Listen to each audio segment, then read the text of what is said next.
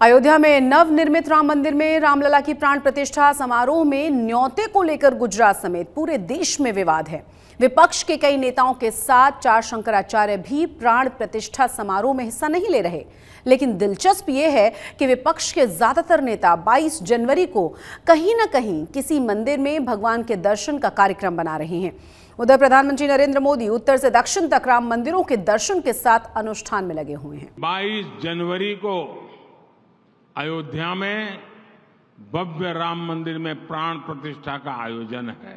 मैं भी प्राण प्रतिष्ठा से पहले जो अनुष्ठान होते हैं उनके यम नियमों का पालन कर रहा हूं।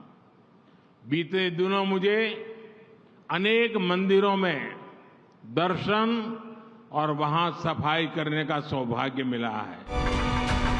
पीएम मोदी ने केरल से देश के घर घर में और हर मंदिर में राम ज्योति जलाने का ऐलान किया है। 22 जनवरी को प्राण प्रतिष्ठा अयोध्या में होगी, लेकिन श्री राम ज्योति उस दिन शाम को देश के घर घर में जलेगी, हर मंदिर में जलेगी। एक तरफ प्राण प्रतिष्ठा के लिए प्रधानमंत्री मोदी तप कर रहे हैं, दूसरी तरफ विपक्ष के सभी नेता एक ही बात जप कर रहे हैं। बीजेपी दिखावा कर रही है, राम मंदिर की प्राण प्रतिष्ठा में चुनावी फायदा देख रही है।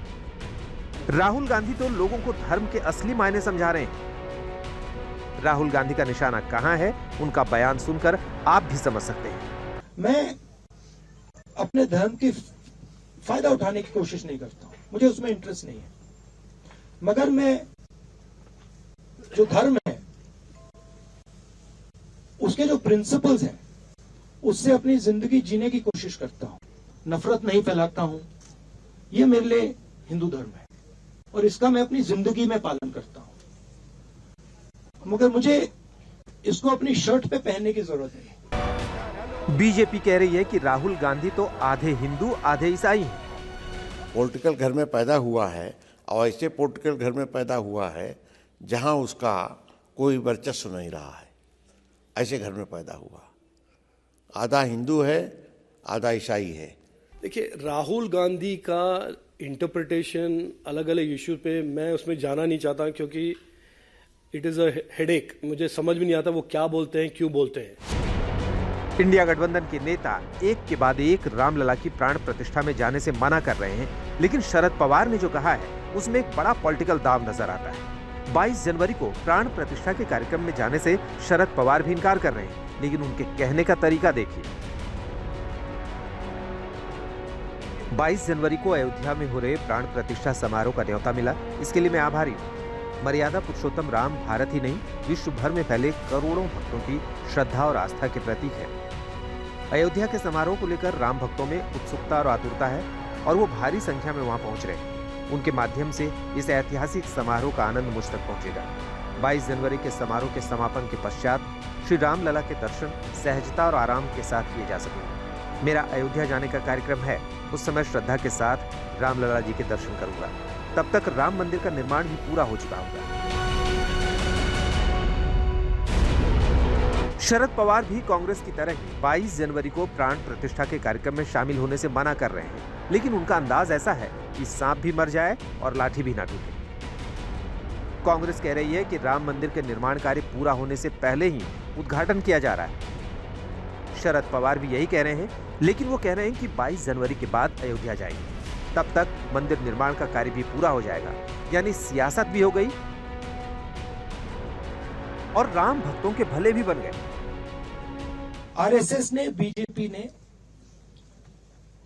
22 तारीख को एक चुनावी flavour, election flavour, political flavour दे दिया है। इसीलिए कांग्रेस प्रेसिडेंट ने इनकार किया वहां जाने का।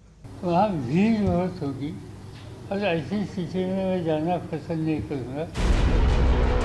सवाल ये है कि राम मंदिर और हिंदुत्व के जिस मोर्चे पर बीजेपी को वोट बटोरने में महारत हासिल है, क्या कांग्रेस राम मंदिर के उद्घाटन के न्योते को ठुकराकर 2024 में अपना फायदा कर पाएगी? पटना से रोहित सिंह के साथ आज तक ब्यूरो।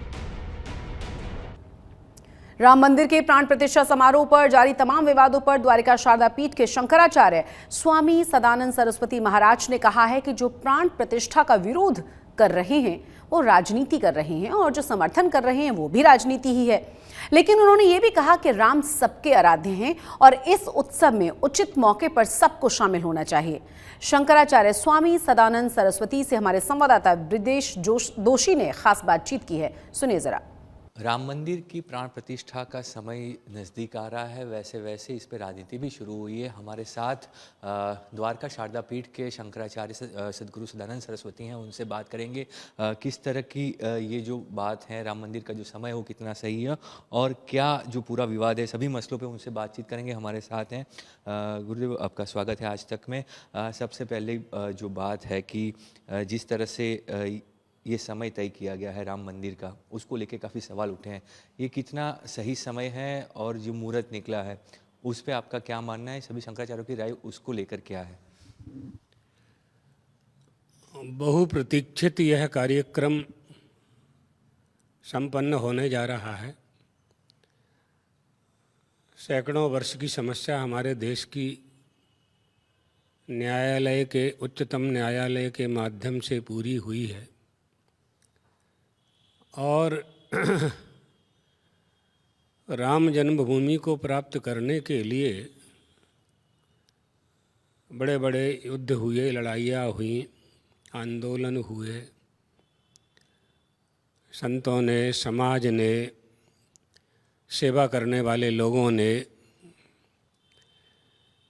हिंदू धर्म के प्रति, सनातन धर्म के प्रति जिनकी आस्था है, परमात्मा श्री राम के प्रति जिनकी आस्था है, उन सब महानुभावों ने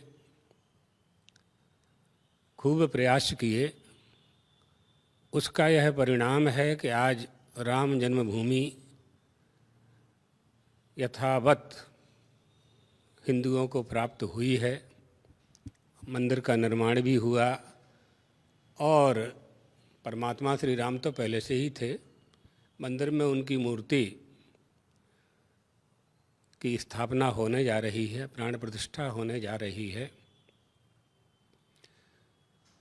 तो इस समस्त देशवासियों के लिए, भारतीयों के लिए, हिंदू धर्मावलंबियों के लिए प्रसन्नता का विषय है और सभी को इसमें शामिल होकर के परमात्मा के दर्शन करना चाहिए, उनकी कृपा प्राप्त करना चाहिए।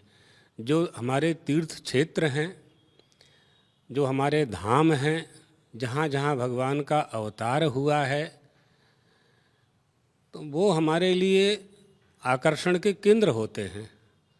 वहाँ से हमें आध्यात्मिक शक्ति प्राप्त होती है और उस शक्ति का आश्रय लेकर के हम अपना जीवन यापन, समाज का उत्थान, देश का उत्थान, राष्ट्र का उत्थान करते हैं। एतदर्थ इन मंदिरों का निर्माण और तीर्थों की परंपरा बहुत प्राचीन है, वेदोक्त है, शास्त्रोक्त है, तो सभी को इसका स्वागत करना चाहिए। आप कह रहे हैं कि सभी को स्वागत करना चाहिए और सभी को वहाँ पे जाना चाहिए, पर जो मुद्दा उठा कि जो सबसे बड़े धर्माचार्य हैं, चारों शंकराचार्य, वो इस विधि में शामिल नहीं हो रहे हैं, प्राण प्रतिष्ठा में नहीं जा रहे हैं, उसको लेकर कहीं ना कहीं राजनीति भी हुई और शंकराचार्यों का मत भी आया। आपने भी कहा कि आपने कार्यक्रम को तो सहमति दी और अनुमति दी, पर आप भी नहीं जा रहे हैं, तो वो क्या वजह है? क्या कौन से कारण है जिसकी वजह से शंकराचार्य जो हैं चारों वहाँ पे नहीं जा रहे हैं? न जाने का यह कारण नहीं है कि हम राम भक्त नहीं हैं। हमारे गुरुदेव भगवान ने, जगत गुरु शंकराचार्य जी महाराज ने बड़े बड़े आंदोलन किए और इसके लिए, राम जन्मभूमि को प्राप्त करने के लिए जेल भी गए। चुनार के किले को जेल बना करके उनको बंद किया गया। हम लोग गुरुजी के साथ में थे। तो न जाने का तात्पर्य यह नहीं निकाला जा सकता कि हम मंदिर की प्रतिष्ठा नहीं चाहते हैं या मंदिर का निर्माण नहीं चाहते हैं। सभी लोग चाहते हैं, केवल हम चारों शंकराचार्य एक हैं। हम लोगों के बीच में ऐसा कोई सिद्धांत की बात जहाँ है, शास्त्र की बात जहाँ है, जहाँ मर्यादा की बात है, वहाँ विचार करना होता है। शास्त्रीय मर्यादा का उपदेश देना आचार्यों का काम होता है। तो चारों शंकराचार्य हैं, रामानंदाचार्य जी हैं, षडमत और भी आचार्य हैं, तो सभी अखाड़े के लोग हैं। निर्मोही अखाड़ा वहाँ मूल में था पहले से। निर्मोही अखाड़ा वहाँ की शुरुआत में वहीं से शुरुआत हुई। तो उन अखाड़े वालों ने भी खूब सहयोग किया है। न जाने का कारण यह है कि इतनी भीड़ वहाँ होने वाली है। हम लोग जब जाते हैं तो हमारे साथ भी हजारों लोग जाएंगे, सैकड़ों गाड़ियाँ जाएंगी। और यह समय ऐसा है प्राण प्रतिष्ठा का कि हर व्यक्ति उसका लाभ उठाना चाहता है। बाद में हम लोग जाएंगे, दर्शन करेंगे, ऐसी कोई बात नहीं है। कोई जो शब्द का प्रयोग किया गया है बहिष्कार, वह शब्द ठीक नहीं है। ना तो बहिष्कार है और ना विरोध है और ना बहिष्कार किसी को करना चाहिए। जो लोग कर रहे हैं उनका अज्ञान है। रही राजनीति की बात, तो राजनीति तो सभी लोग करते हैं। जो विरोध कर रहे हैं वो भी राजनीति कर रहे हैं, जो समर्थन कर रहे होंगे वो भी राजनीति कर रहे हैं। हम लोग क्या हैं? हम लोग उनको अपना आराध्य मानते हैं। साधु संत कोई राजनीति नहीं करते हैं, वो आराध्य। हम तो पक्ष न विपक्ष, बिल्कुल निष्पक्ष हैं। हमारे लिए वो परमात्मा आराध्य हैं। पूजा के हम उनकी पूजा करते हैं। उपासक उपासना के माध्यम से उपास्य की उपासना करता है। तो हमारे लिए तो वो केवल आध्यात्मिक शक्ति प्राप्त करने के लिए जो हमारे वेदों शास्त्रों में परंपरा बताई गई है, जिस विधि विधान विधि निषेध का आदेश दिया गया है, उसका पालन करने वाले लोग हैं। तो बाद में जाएंगे दर्शन के लिए। कांग्रेस की ओर से कहा गया कि जो शंकराचार्य हैं वो नहीं जा रहे हैं और उसकी वजह जो कही जा रही है कि मंदिर जो है अभी तक पूर्ण नहीं हुआ है और अधूरे मंदिर में प्राण प्रतिष्ठा की जा रही है। चुनावी लाभ के लिए बीजेपी और जो मोदी सरकार है वो चुनावी लाभ के लिए ये कार्यक्रम कर रही है। आरएसएस और बीजेपी का कार्यक्रम है, राजनीतिक कार्यक्रम हो गया है, भगवान का कार्यक्रम नहीं है, ऐसा आरोप भी लगा है। तो सच्चाई कितनी है कि क्या जो प्राण प्रतिष्ठा हो रही है मंदिर पूर्ण होने से पहले वो योग्य है या नहीं है? जिन लोगों ने बहिष्कार किया है वो ऐसा शब्द उनके लिए ऐसा बोलना उचित नहीं है। जहाँ राजनीति की बात है तो हिंदू हर पार्टी में हिंदू है, हर पार्टी में हिंदू गया हुआ है। तो इसका मतलब ये नहीं है कि वो अपने धर्म को छोड़ देगा। पार्टी की अगर सेवा करता है, पार्टी के माध्यम से देश की सेवा करता है, समाज की सेवा करता है, तो उसका यह अर्थ नहीं है कि उसने अपना हिंदू धर्म छोड़ दिया है।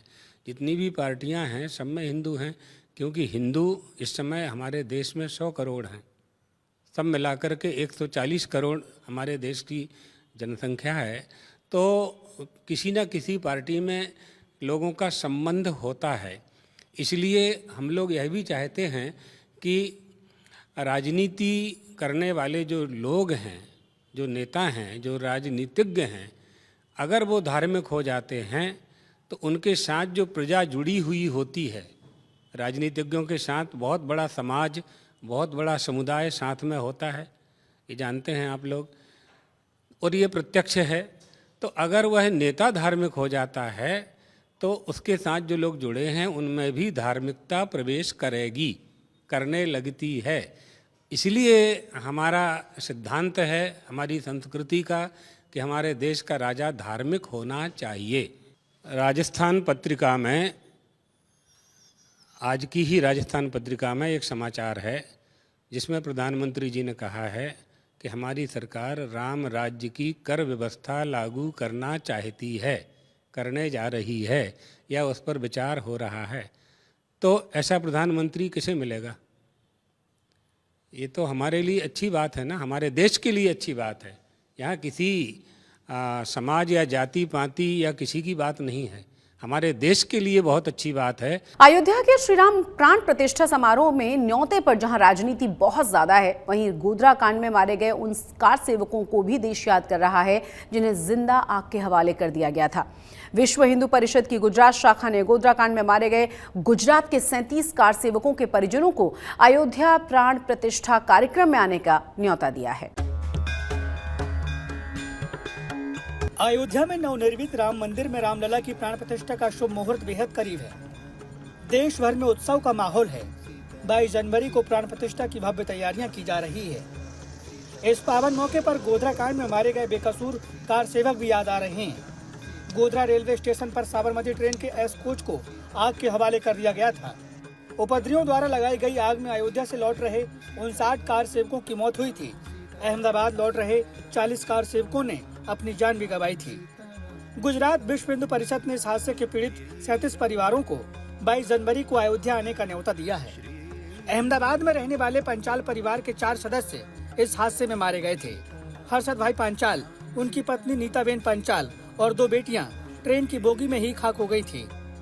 पंचाल परिवार की 2 बेटियां कोमल पंचाल और प्रियंका पंचाल से हम मिले। आज ये दिन आया जब ये निमंत्रण मिला वीएचपी की तरफ से, तो कैसा रहा वो पल और क्या जो आहुति दी या जो बलिदान दिया परिवार ने वो सार्थक अब लग रहा है, क्योंकि राम मंदिर भी हो रहा है। परिजन गंवाने का जो है वो खोट जो है वो कभी भरपाई नहीं होगी, पर जब ये दिन आ जा रहे हैं आप उसके साक्षी बन रहे हैं। हम लोग बहुत खुश है कि चलो भगवान के लिए इतने सारे जनों ने बहुत, ये तो सालों से ये लड़ाई चल रही है, पर अभी जो हमको निमंत्रण मिला है हम लोग उसकी साक्षी बनेंगे। हम लोग बहुत खुश है। उस पल की हम राह देख रहे कि कब हम लोग वहाँ पे जाएंगे और देखेंगे राम मंदिर बनते हुए। आप तब काफ़ी छोटी थी, पर वो समय जो था और आज का दिन कैसे बीता ये समय, और आज जब आपको भी ये निमंत्रण मिला है कितनी बड़ी बात है ये आपके लिए? जब ये हादसा हुआ तब तो मैं बहुत ही छोटी थी, और अभी हम लोग इतना भी खुश है कि चलो हमारे मम्मी पापा की वजह से हम लोग उधर साक्षी बन रहे हैं, कि उसकी वजह से हम लोग उधर जाके देख सकते हैं कि कैसे बनेगा राम मंदिर। बीएचपी की तरफ से गुजरात के कई जाने माने लोगों को भी न्योता दिया गया है। सिर्फ जो हुतात्मा के जो परिवारजन है, सिर्फ उन्हीं को आमंत्रण नहीं है राम जन्मभूमि के प्रतिष्ठान महोत्सव का। ये कई सारे गुजरात में संत हैं, कुछ सामाजिक अग्रणी हैं, दाता हैं जिनका आर्थिक सहयोग रहा है, कुछ विशेष अतिथिगण हैं। इन सारे लोगों को, कुछ वरिष्ठ पत्रकार हैं, इन सारे लोगों को आमंत्रण दिया गया है। 22 जनवरी को प्रधानमंत्री नरेंद्र मोदी स्वयं अयोध्या में रामलला की प्राण प्रतिष्ठा करेंगे। अहमदाबाद से ब्रजेश दोषी के साथ आज तक ब्यूरो। अयोध्या में 22 जनवरी को श्री राम लला की प्राण प्रतिष्ठा महोत्सव को लेकर गुजरात में आम आदमी पार्टी की 3 दिनों के कार्यक्रम का ऐलान कर दिया गया है।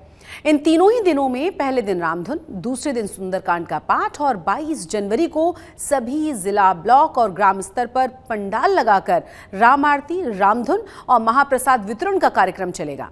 इस बारे में गुजरात में आम आदमी पार्टी के अध्यक्ष हैं सुदान गढ़वी, उन्होंने आज तक से बात की है, सुनिए। 22 जनवरी को अयोध्या में श्री रामलला प्राण प्रतिष्ठा महोत्सव का आयोजन होना है। कांग्रेस ने सीधे तौर से इस महोत्सव से दूरी बनाई है, लेकिन कांग्रेस के साथ गठबंधन में आम आदमी पार्टी भी है और गुजरात के प्रदेश अध्यक्ष ईशुदान गढ़वी हमारे साथ मौजूद है, उन्हीं से बात करेंगे। ईशुदान जी, आपने 3 दिवसीय कार्यक्रम की घोषणा की है। आपका ही साथी पक्ष जो कि गठबंधन में है कांग्रेस, कहीं ना कहीं दूरी बना रहा है महोत्सव के कार्यक्रम से। किस तरह से इस गठबंधन में ये रणनीति को आप भी देखते हैं? देखिए, भगवान राम हमारे दिल में बसे हैं और भगवान राम की जब रामलला में प्राण प्रतिष्ठा होने जा रही है अयोध्या में, और स्वाभाविक तौर पर माननीय अरविंद केजरीवाल जी या आम आदमी पार्टी कहीं ना कहीं भगवान राम राज्य की परिकल्पना से ही राजनीति कर रहे हैं। जैसे कि अच्छी शिक्षा हो, अच्छे स्वास्थ्य हो, तीर्थ योजना हो, बुजुर्गों को तीर्थ की यात्रा करवाई जाए फ्री में, महिलाओं को बस की सुविधा फ्री हो। तो यही परिकल्पना भगवान राम ने राम राज्य की थी, और हम चाहते हैं कि प्राण प्रतिष्ठा के बाद सभी पार्टी के नेतागण भी राम राज्य की परिकल्पना को लेकर आगे बढ़ें, देश को आगे बढ़ाएं। और इसी के चलते आज गुजरात यूनिट ने, आम आदमी पार्टी ने 3 दिन का कार्यक्रम घोषित किया है। 20 जनवरी शनिवार को हम पूरे जिले और महानगर पालिका में सुंदर पाठ का आयोजन किया जाएगा। दूसरे दिन रविवार को 21 जनवरी को हमें सभी तहसील मथक पर राम धुन का आयोजन किया जाएगा। वहाँ आम जनता भी जुड़ेगी, राम भक्त भी जुड़ेंगे। और 22 तारीख को पूरे दिन जिले और महानगर पालिका में पंडाल डालकर महाआरती, महाप्रसाद और पूरे दिन राम धुन का आयोजन किया जाएगा। अब देखो, दूसरे पक्ष क्या सोचते हैं वो दूसरे पक्ष वालों ही आपको बता सकेंगे, लेकिन हमारा तो सिर्फ तय है कि ये भगवान है, इसमें राजनीति नहीं करनी चाहिए। भगवान का मंदिर है, आस्था है और सभी आस्था से जुड़े हैं और भगवान राम हमारे दिल में बसे हैं। आपने देखा होगा कि माननीय अरविंद केजरीवाल जी और पूरी आम आदमी पार्टी दिल्ली में भी सुंदरकांड का पाठ का आयोजन किया है और यही हमारी देखो काम की राजनीति है, साथ में हमें धर्म और संस्कृति भी टिकाना है, बहुत जरूरी है। इसी बीच सोमनाथ से श्री रामलला की प्राण प्रतिष्ठा के लिए पहुंचा 8 कुंडों का जल 3,50,00,000 मंत्रों से अभिमंत्रित स्वर्ण और रजत पत्र से अंकित पत्र अयोध्या पहुंच गया है। सोमनाथ से आया 8 कुंडों का जल और अभिमंत्रित स्वर्ण और रजत पत्र श्री राम जन्मभूमि तीर्थ क्षेत्र अध्यक्ष महंत नृत्य गोपाल दास महाराज को सौंपा गया। सोमनाथ मंदिर के पुजारी कुणाल और अन्य लोगों ने इसे समर्पित किया।